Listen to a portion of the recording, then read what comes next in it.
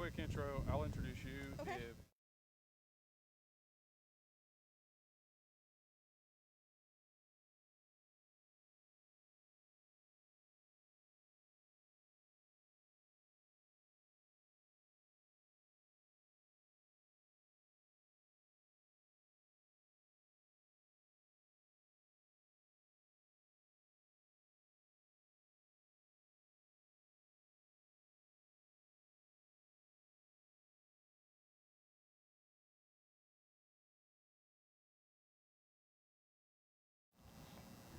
And then just, we do have debate going on, so as soon as we're done, we'll open it up for like a quick question or two.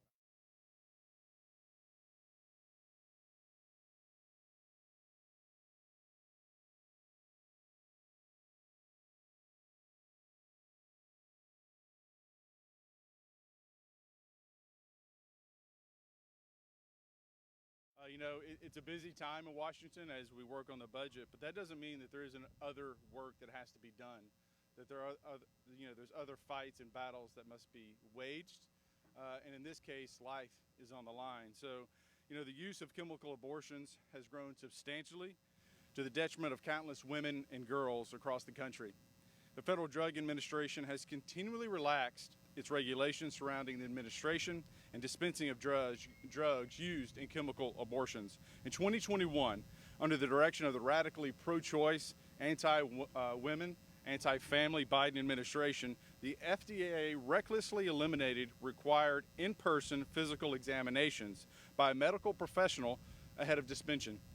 Since then, there has been an overwhelming increase in chemical abortion-related ER visits, health complications, and even death.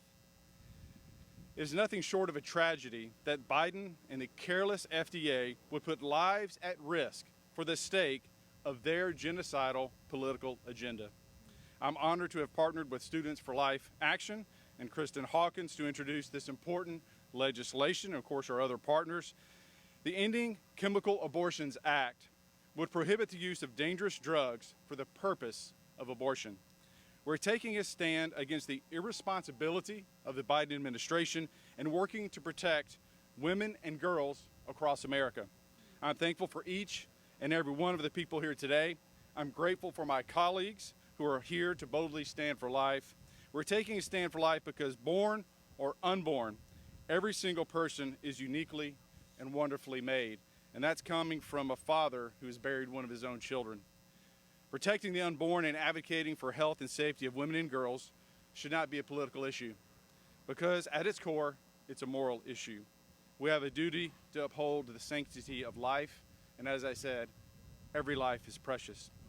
We have an obligation to care for the health, safety, and physical well-being of women and our girls.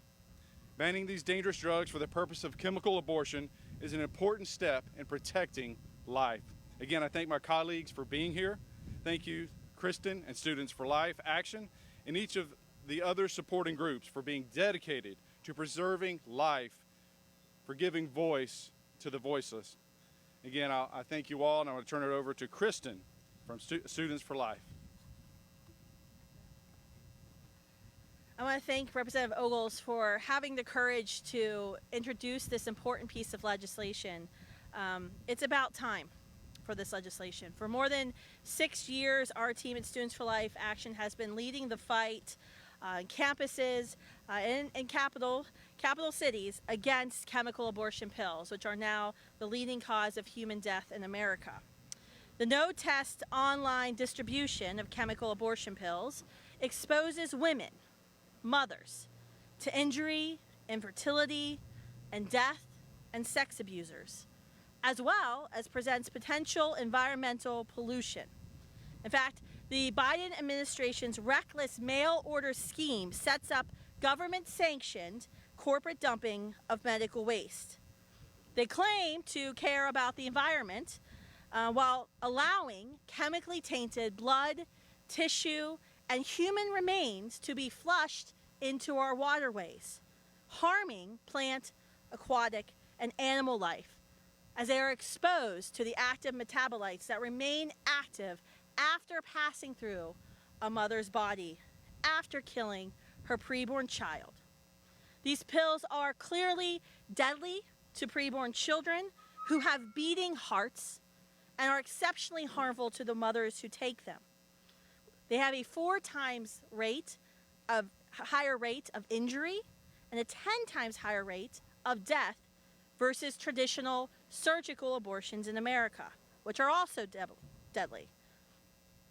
Troubling is the information we have uncovered over the past couple of years that during the Clinton, the Obama, and the Biden administration's tenure, the FDA nor the EPA have required any environmental assessments of these drugs, of what dumping human remains does to our environment. And in fact, when chemical abortion pills were authorized for use on our market in 2000, this issue was not even explored or asked or required by the FDA, even though it is so by law.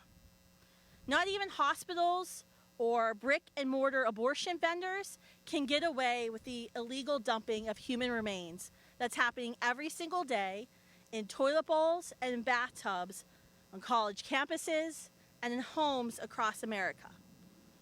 The bottom line is that even if you support abortion, that's not an argument in favor of distributing these dangerous pills and these drugs.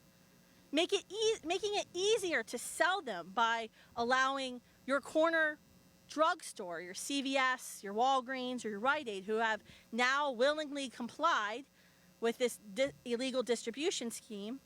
That's not only a sex abuser's dream scenario, it also outsources all of these physical problems that women face when taking chemical abortions to deal with it on their own, at home.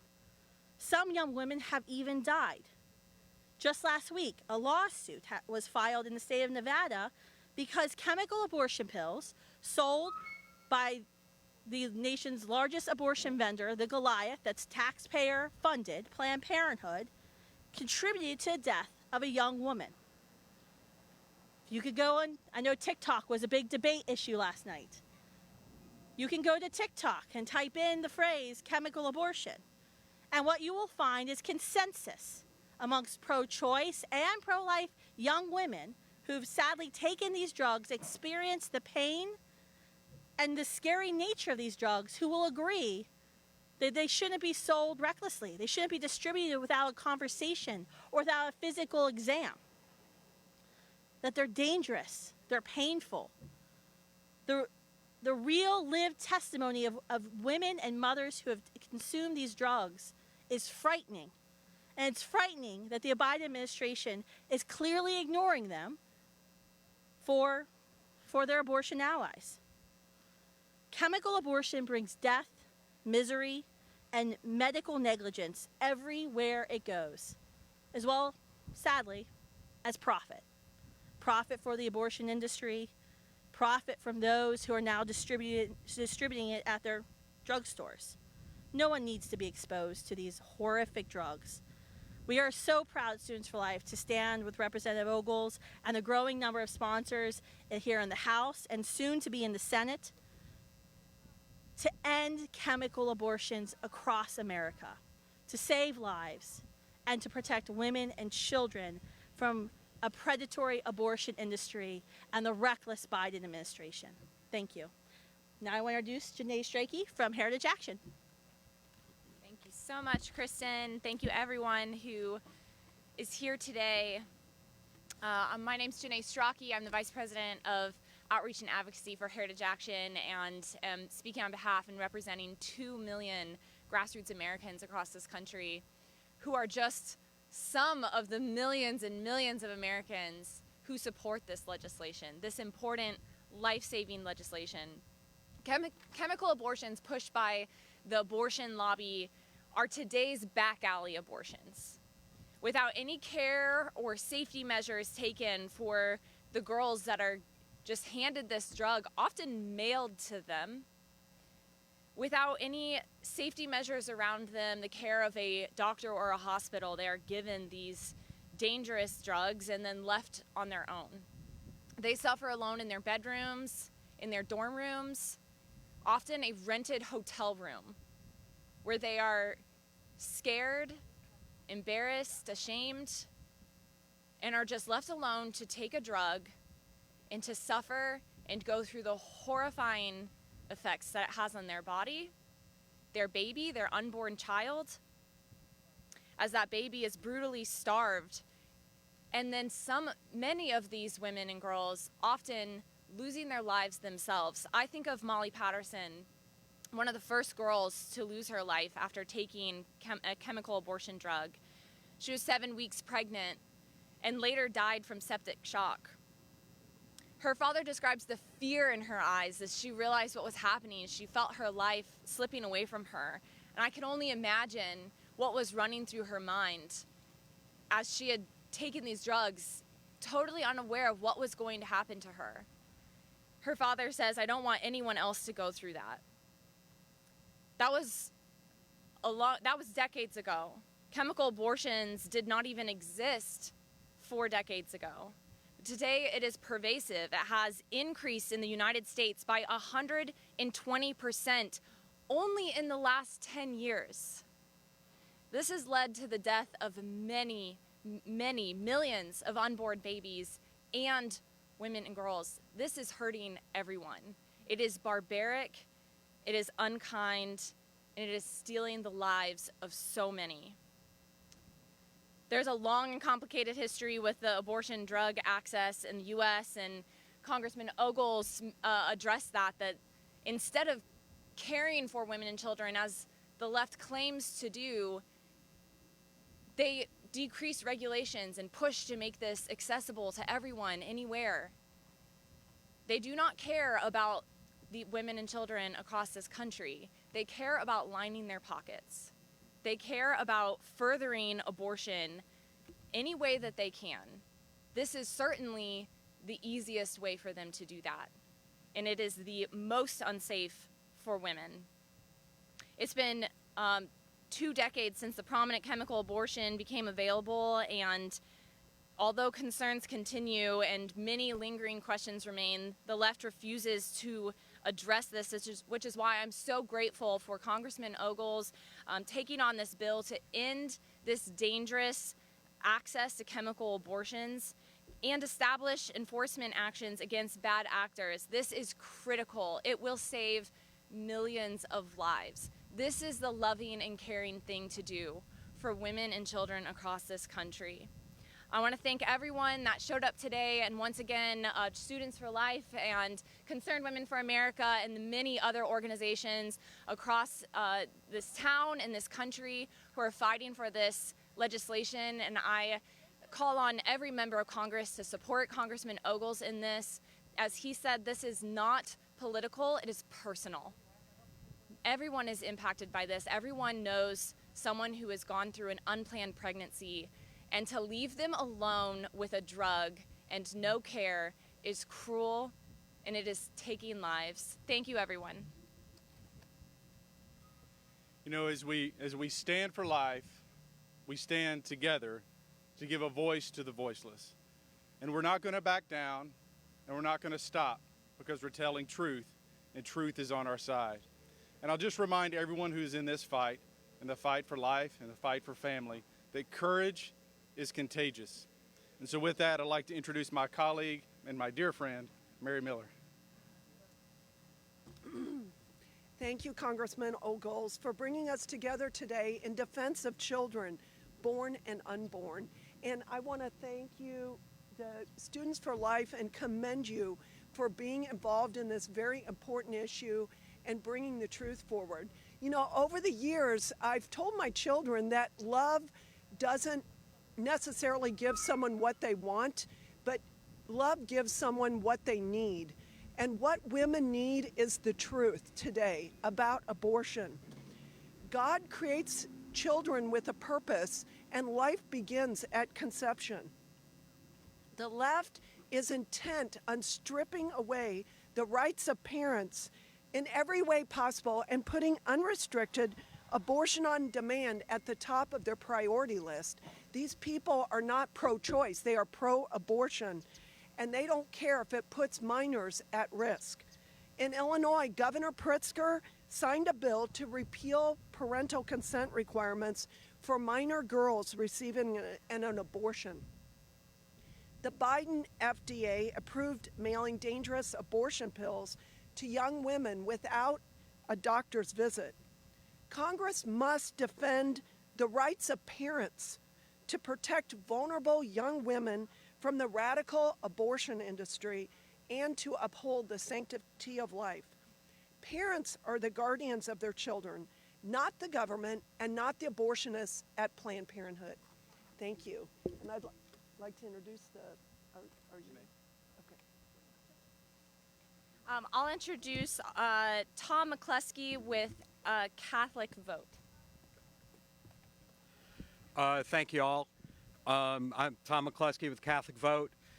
Catholic Vote is an organization that tries to bring the benefits of Catholic teaching to the public square. It's existed in some form since 33 AD. I was not there then, but even though I might look it, I'm not just here representing Catholics though. I'm here representing babies. As a former baby, I still have the haircut I had when I was born.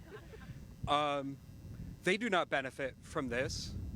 As we've heard already from the speakers, women do not benefit from the abortion drug. So you have to think, who does benefit from the abortion drug?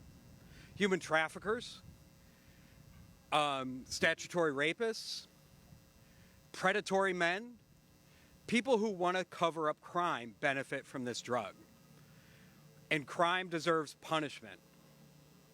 I want to thank the congressman for introducing this bill. It is high time that the FDA is held accountable for the actions that they've done since the Clinton administration. They've ignored women, they've ignored the unborn, and I can't wait to see this bill put into law so they can ignore them no longer. So to recap, against this bill, women and babies; for this bill, predators. So thank you, and I'd like to introduce to you Valerie Bog from Concerned Women for America Legislative Action Committee. Thank you, Tom. Good morning. My name is Valerie Bog, and I'm the legislative strategist for Concerned Women for America Legislative Action Committee.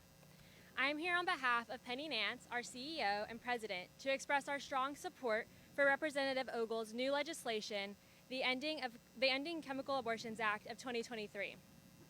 The hundreds of thousands of women we represent across the United States are deeply committed to the health and protection of every mother and child. And that is why I want to thank you, Congressman, for this pro-woman effort. We know that chemical abortions are on the rise and now make up more than half of all abortions in the United States. This is deeply troubling. Chemical abortions not only end the life of a baby, but they seriously endanger the life of the mother as well. Chemical abortions have a complication rate 4 times that of surgical abortion, and as many as 1 in 5 women will suffer a complication. CWA has heard from mothers who have gone through this traumatic, life-altering experience of bleeding, scared, and alone as a result of believing the lies that this dangerous drug would be an easy way out. Our organization is proud to represent Young Women for America members on college campuses all across the nation who are especially targeted by the abortion industry and unscrupulous pharmaceutical companies when they are most vulnerable. We have spoken with young women who recall hemorrhaging in their bathrooms alone and ultimately having to race to an emergency room or physician to get the critical care they need. And friends, these are not one-off stories, unfortunately. One study shows that chemical abortions are over 50% more likely to result in an ER visit within 30 days than surgical abortions. Women deserve better than this. We must protect these vulnerable women. That is why Concerned Women for America Legislative Action Committee is proud to be standing here today in support of the Ending Chemical Abortions Act and why we are working on similar state efforts to stand up for every mother and their little ones. Thank you so much. All right. It's a crazy day, and Mary and I will be heading off to the House floor momentarily, but be happy to take any questions or a couple of questions if there are any. Yes, ma'am.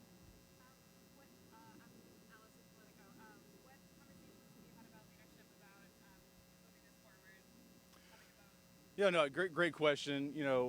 What's the next steps in communication with leadership? The first part of this is we circulate the legislation. We're working with our counterparts in the Senate, but also amongst our colleagues to gain support, to get input, so that as we move forward, and part of this too is an education process, right? This was really a new issue for me. And so as I got more engaged in it and learned more that 1 in 5 women have complications, I mean, that in and of itself, if you said any prescription drug had such a high complication rate, it would be logical that someone would have to go to the doctor. I mean, that should be a bipartisan issue. And so, but the fact that this is being peddled and pushed and really pushed on the most vulnerable is concerning. So, but to answer your questions, we'll build momentum, build support, have those conversations, and then once we get through this budget process, we'll push to move it forward. But thank you for your question. I have a question on the budget process. I know you're Who are you with? I know you're a no CR. Are you still a no CR? Are you planning on voting again? I'm happy to answer that offline, but let's stick to the topic at hand. Yeah.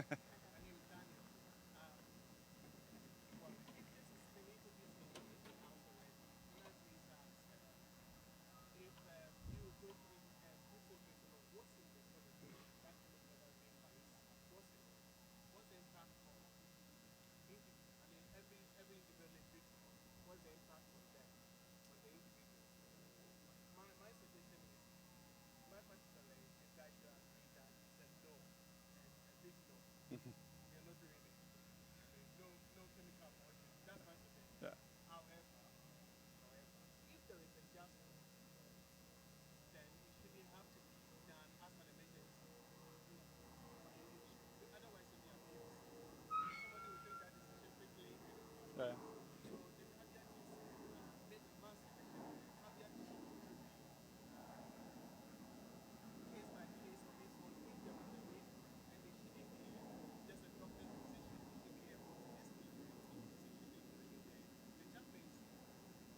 Well, and like you said, when you look at the implementation of any drug, but this one in particular, it should be a bipartisan effort. We look to get more input from our colleagues on both sides of the aisle and like I said, from the Senate as well. But thank you for your input. All right. Well, with that, we thank you all. And then for those of you that had questions about the budget, I'm happy to step aside. But I just want to thank everyone for being here and having the courage when you step out like this in faith, for life, for women, for children. You're going to be attacked. And so with that, I'm proud to stand with you all. Thank you.